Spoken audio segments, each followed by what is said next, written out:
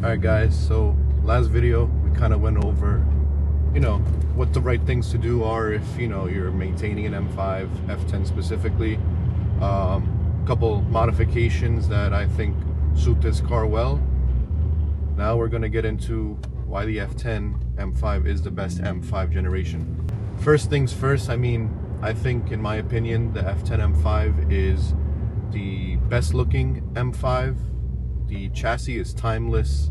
You pair it with chrome accents, chrome grille, chrome exhaust tips. You put a nice stance on it with lowering springs and a nice tire setup.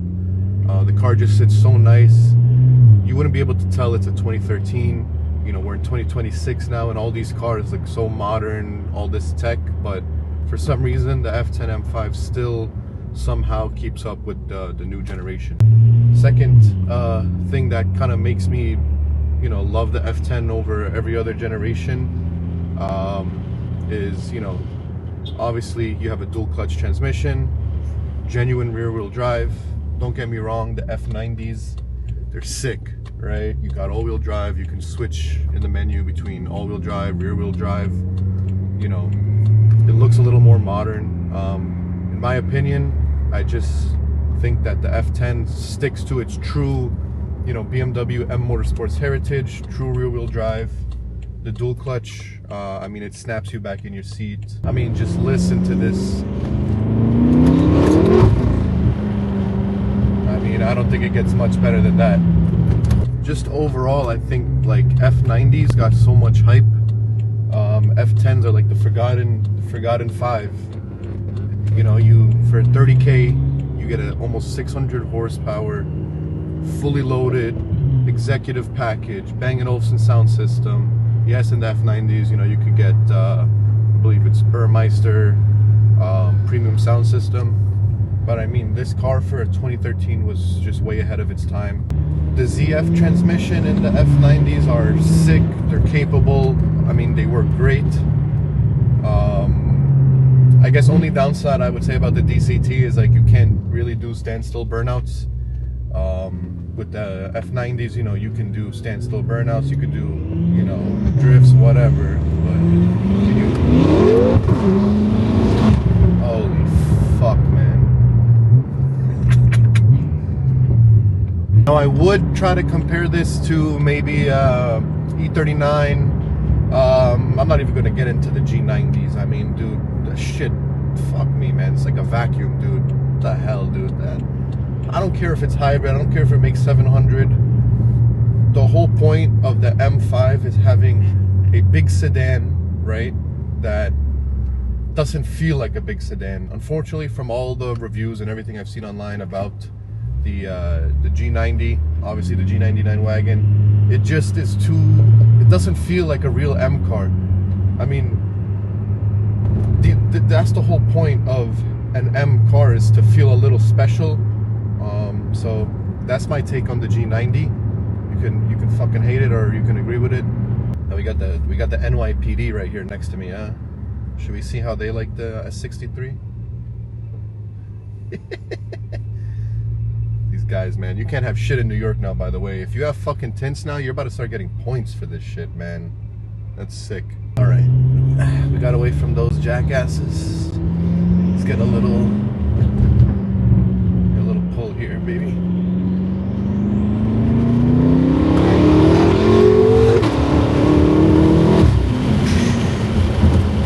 Come on, man. I'm not gonna say how fast that was because this is a residential area, but let's just say if those cops saw that, I wouldn't be uploading this video.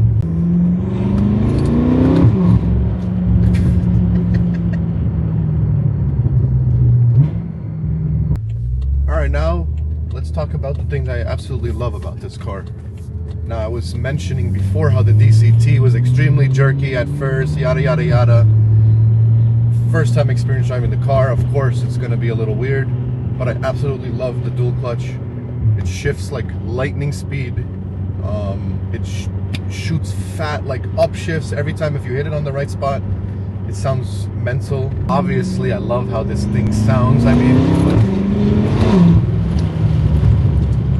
I always post on Instagram like, oh, this is the best sounding M car, and to me, I'm convinced. But I also love the E92 M3. I mean, damn, the S65 sounds so goddamn good.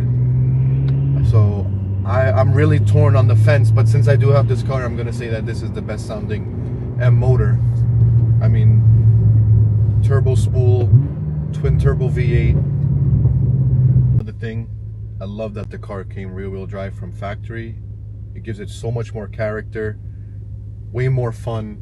I mean, this thing will humble you, you know, once you get into second, third gear. I mean, if you don't know what you're doing, it definitely will humble you.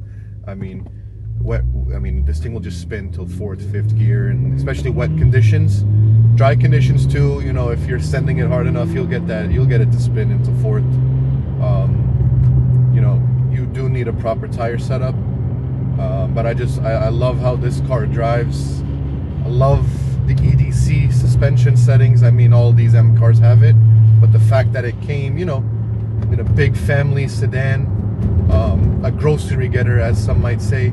I mean, it's just sick to have all these, you know, cool options. And like I was saying before, even though the car does weigh a lot, I mean, with the right suspension setup, you know, you can go with some sway bar links, tighten up the front end. I mean, you can do some things to this car that will make it feel a little more sports sedan oriented. But the way it is right now, I don't know. It's perfect. I mean, I'm not going to the fucking Nürburgring. I'm not racing. Like, maybe a couple roll races, but. Now, obviously, I talked about it before. I mean, I love the noises that this car makes with a proper exhaust setup. Like downpipes, right? You can do downpipes right off the bat, and the car will sound obviously a lot louder, but they sound just weird. They sound funky, too raspy. It doesn't sound like a V8. I don't even know like how I would describe the tone. I rocked the catless downpipe setup with the factory exhaust probably for a few months. I did buy a Valvetronic exhaust catback. Now, no, I did not spend the $4,000 that they are out of their mind for charging. I bought it off a part out. Unfortunately, F10 owner spun a bearing, so she parted out her car. I drove 2 hours to PA as soon as it was listed on Facebook, picked it up. Now that did teach us a lot now, and I'll get into that in a moment. Now, what I mean by teaching a lot is the reason why, right, like you have Akrapovic, you have Meisterschaft, you have Valvetronic, you have all these exhaust companies that, you know, designs their exhaust.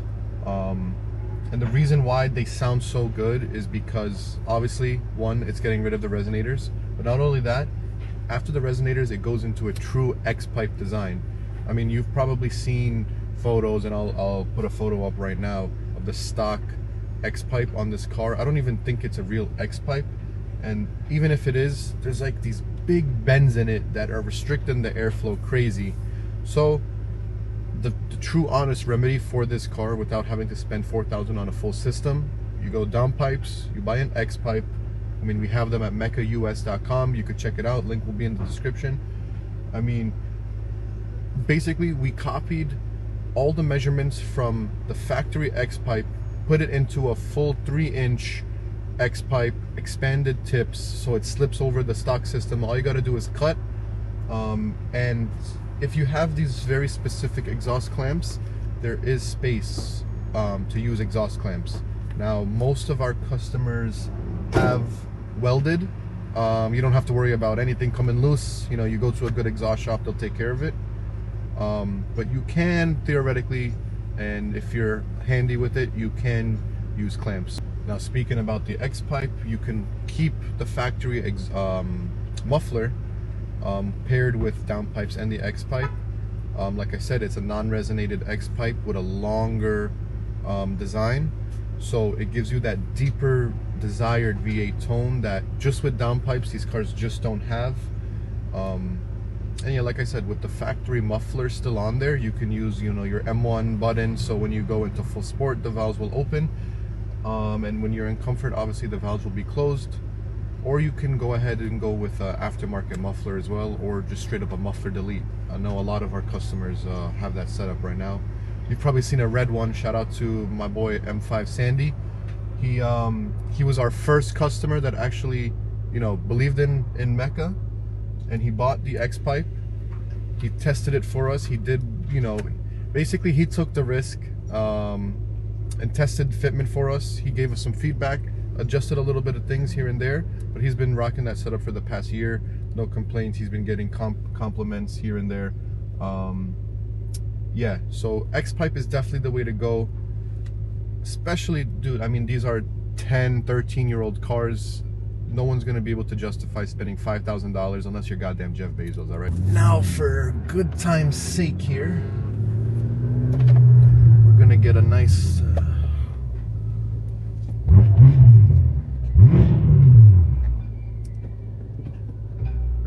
nice little pull here, man. I mean, look at F90 right here. Sucker.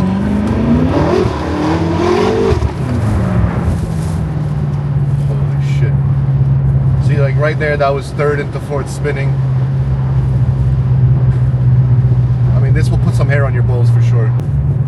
Only thing is, with front mount intakes, with this setup, you can't really hear it, obviously, unless you're from the outside. I mean, let me close the valves a little. Close the valves. Let's see if you can hear it a little.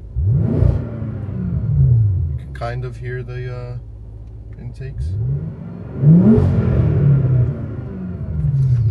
One thing I will say about the Valvetronic setup, with the valves closed, I mean, shit, this thing is quieter than it was stock.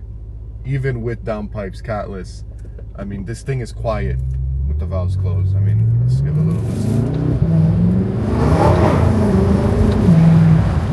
Extremely quiet. Does still sound, I mean, obviously from the interior, you have the active noise nonsense that BMW got going on here. Sounds cool, whatever, man. Yeah, I mean, under load, these intakes.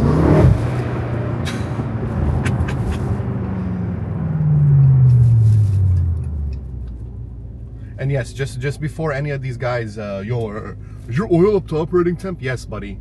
It is up to operating temp, all right? 5W50 to be exact. All right, guys, thanks for tuning into another video. I'm gonna be uploading every Thursday and Sunday. I'm gonna be doing more POV drives, like I said, more reviews. I know a lot of you guys love the POV drives. So that's what I'm gonna do. I'm gonna give the people what they want, but also I'm gonna give myself what I want because I'm the boss, all right? So stay tuned for the next video. We're gonna get into some exciting stuff, more rowdy stuff. I got some more things coming for this M5 too. So I'll see you on the next one.